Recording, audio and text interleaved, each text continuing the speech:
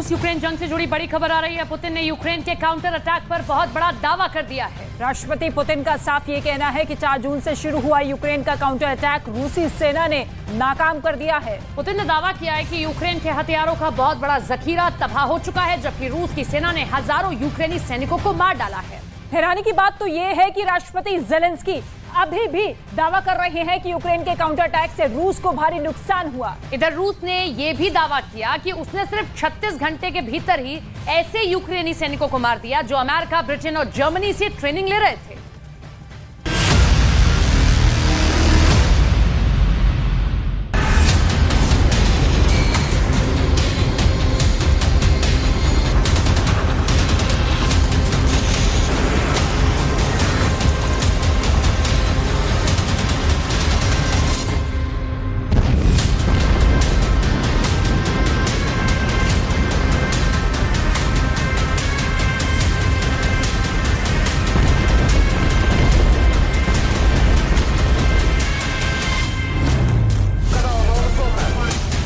पंद्रह महीने से ज्यादा की जंग में ऐसा पहली बार हो रहा है जब रूस और यूक्रेन के बीच चल रही बेहद भीषण जंग की खबरें बहुत कम सामने आ पा रही हैं।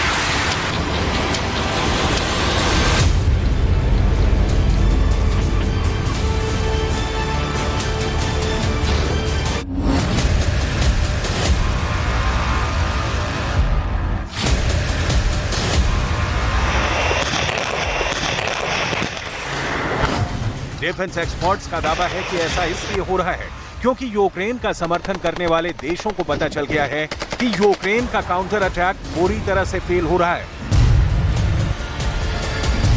दावा किया जा रहा है कि दक्षिण मध्य ज़ापोरिज़िया, खेर्सोन और खार्किव में यूक्रेनी सैनिकों की लाशें बिछ गई हैं, जबकि नाटो के घातक हथियार रूस ने तबाह कर दिए हैं।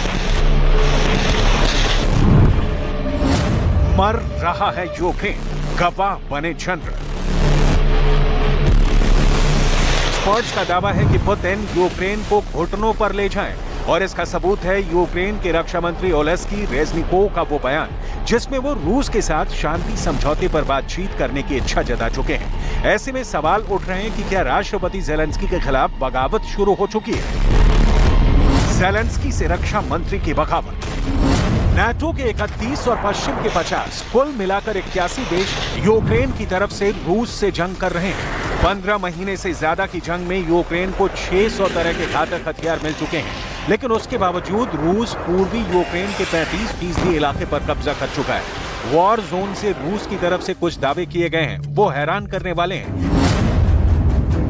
जरा देखिए, रूसी सेना ने दावा किया है कि उसने यूक्रेन के 4 जून से शुरू हुए काउंटर अटैक को बर्बाद कर डाला है। दावा किया जा रहा है कि दक्षिण मध्य ज़ापोरिज़िया इलाके में सबसे खूनी जंग चल रही है, जबकि खेर्सोन और खार्किव में यूक्रेन को नाटो से मिले लेपर्ड 2 टैंक 50% से ज्यादा तबाह हो चुके हैं। इसके अलावा रूस की सेना ने कई यूक्रेनी टैंक खदेड़ दिया है। यहाँ तक कि रूस की मिलिट्री ने हेंसोल्ड TRML-4D AESA रेडार, जो आइरिस-T एयर डिफेंस सिस्टम का हिस्सा है, उसे भी नष्ट कर दिया है। कुछ रिपोर्ट्स में दावा किया गया है कि अमेरिका, फ्रांस, ब्रिटेन और जर्मनी में ट्रेंड हुए हजारों यूक्रेनी सैनिकों को जंग में उतारा गया था, जो बुरी तरह से मारे जा रहे हैं। रूस के दावे के मुताबिक 36 घंटे में 4500 से ज्यादा यूक्रेनी सैनिक मारे जा चुके हैं। राष्ट्रपति पुतिन ने भी दावा किया है कि रूस के खिलाफ यूक्रेन का काउंटर अटैक शुरू हो गया है, लेकिन वो बुरी तरह से रूस ने तबाह कर दिया है। Можно констатировать, что все предпринятые до сих пор попытки контрнаступления провалились.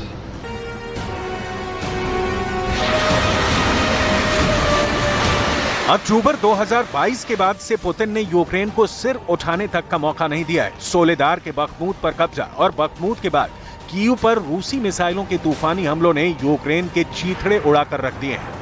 अकेले कीव में ही 9 मई के बाद से हर दिन 100 से ज्यादा मिसाइल और ड्रोन हमले हुए हैं।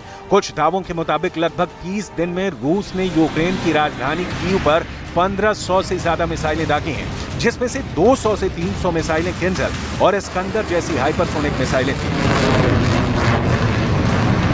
रूस लगभग हर दिन सैकड़ों मिसाइलों से कीव पर हमला कर रहा है। कुछ डिफेंस एक्सपर्ट्स का दावा है कि रूस को कीव में यूक्रेन की कमजोर कड़ी का पता चल गया है।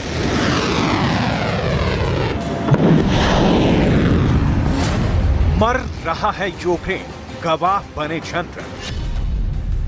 Сегодня ночью вооруженные силы Российской Федерации нанесли групповой удар высокоточным оружием большой дальности морского и воздушного базирования по складам боеприпасов, вооружения и военной техники иностранного производства, в том числе беспилотных летательных аппаратов.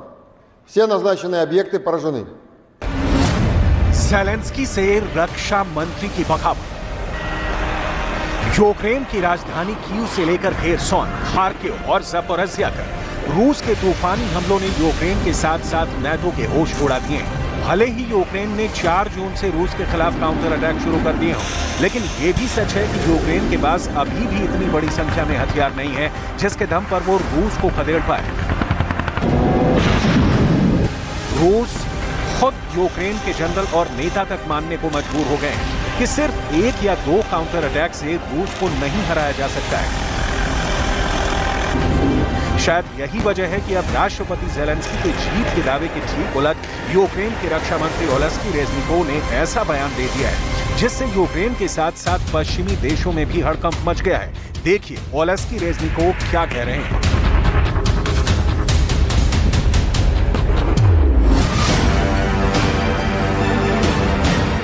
यूक्रेन के रक्षा मंत्री ओलेस्की रेज़निकोव ने अपने बयान में कहा है कि यूक्रेन बातचीत और एक शांति समझौते के लिए रूस से तैयार है, लेकिन इसके साथ ही रक्षा मंत्री ओलेस्की ने एक शर्त भी रख दी है कि अगर रूस अपने स्पेशल मिलिट्री ऑपरेशन में कुछ बदलाव करता है तभी बातचीत संभव है। रक्षा मंत्री ओलेस्की का यह बयान यूक्रेनी राष्ट्रपति वोलोदिमीर ज़ेलेंस्की की तरफ से 8 जून को खेरसोन दौरे के बाद आया है। ऐसे में अब सवाल उठ रहा है कि क्या यूक्रेन में अब काउंटर अटैक फेल होने की वजह से ज़ेलेंस्की के खिलाफ बगावत शुरू हो गई है, क्योंकि ज़ेलेंस्की अभी भी रूस से जंग करने पर आमादा है, जबकि यूक्रेन के रक्षा मंत्री ओलेस्की रेज़निकोव रूस से बातचीत करना चाहते हैं। В комунікації з нашими військовими, командувачі Хортиця, Таврія, усі, хто задіяний на найбільш гарячих напрямках, Донеччина, дуже жорстокі бої, але є результат. Я вдячний усім, хто забезпечує цей результат. Бахмут, молодці. मर रहा है यूक्रेन, गवाह बने जनरल। अमेरिका, ब्रिटेन, जर्मनी और फ्रांस को भी एहसास हो चुका है कि अगर अभी तुरंत रूस को काबू नहीं किया गया तो रूस पूरे यूक्रेन पर कब्जा कर लेगा और ऐसी परिस्थिति में यूक्रेन के साथ नाटो और पश्चिमी देशों की भी रूस के सामने हार हो जाएगी। फ्रांस के राष्ट्रपति इमैनुअल मैक्रों ने तो साफ कह दिया है कि हमें हर हाल में यूक्रेन की सैन्य मदद करती रहनी होगी, वरना सब मारे जाएंगे।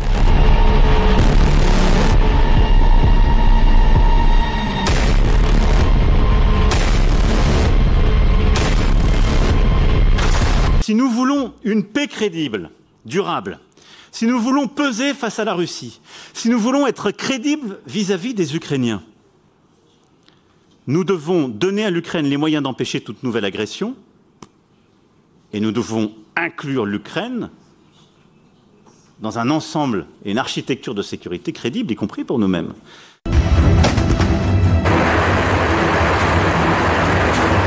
हैरानी की बात तो यह है कि यूक्रेन दावा कर रहा है कि उसने रूस के 2,14,000 से ज्यादा सैनिकों को मार डाला है।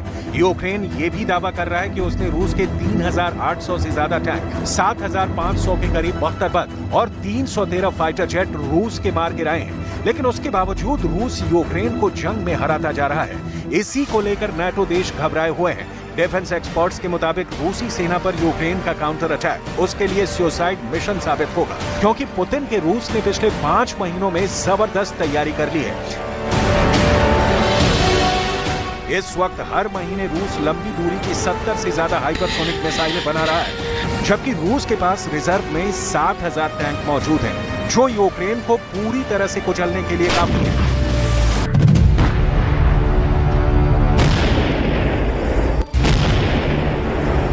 इसके अलावा सुखोई और मिग सीरीज के 700 से ज्यादा फाइटर जेट और बॉम्बर यूक्रेन के शहरों के चींथड़े उड़ा रहे हैं। जबकि ज़ेलेंस्की का मानना है कि अगर अभी रूसी सेना पर काउंटर अटैक नहीं किया तो रूस कुछ हफ्तों में ही राजधानी कीव पर भी कब्जा कर लेगा। पुतिन ने भी दुनिया को बता दिया है कि यूक्रेन को काउंटर अटैक करने की भारी कीमत चुकानी पड़ रही है।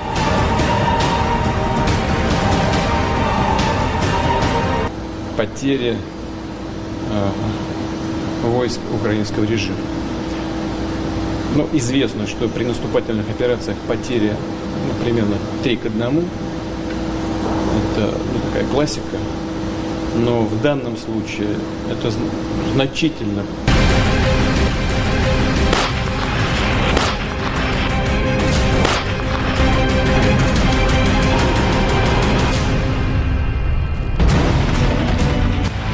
वहीं दूसरी तरफ पुतिन का रूस पूरी तैयारी से काउंटर अटैक पर पलटवार कर रहा है। बखमूत में यूक्रेन के 18 काउंटर अटैक रूस ने फेल कर दिए हैं, जबकि पूर्वी यूक्रेन के 10% इलाके पर हुए यूक्रेन के काउंटर अटैक रूस को नुकसान नहीं पहुंचा पाए। इधर ज़ेलेंस्की इस बात से भी बेहद परेशान है कि यूक्रेन को नाटो का मेंबर बनाने में कुछ नाटो देश जानबूझकर देरी करवा रहे हैं। ज़ेलेंस्की ने साफ कह दिया है कि अगर जुलाई 2023 तक यूक्रेन को नाटो में शामिल नहीं किया गया तो फिर यूक्रेन की हार और बदहाली के लिए नाटो के 31 और पश्चिम के 50 देशों को मिलाकर कुल 81 देश जिम्मेदार होंगे। इसीलिए ज़ेलेंस्की रूस पर अभी से काउंटर अटैक कर रहे हैं ताकि नाटो पर दबाव बनाया जा सके। लेकिन ज़ेलेंस्की भी मानते हैं कि ये यूक्रेन के लिए सुसाइड मिशन है, लेकिन उसके बावजूद यूक्रेन के काउंटर अटैक अब उसके लिए मौत का कुआं बन चुके हैं। अब देखना होगा पुतिन यूक्रेन के काउंटर अटैक का जबरदस्त जवाब कैसे देते हैं।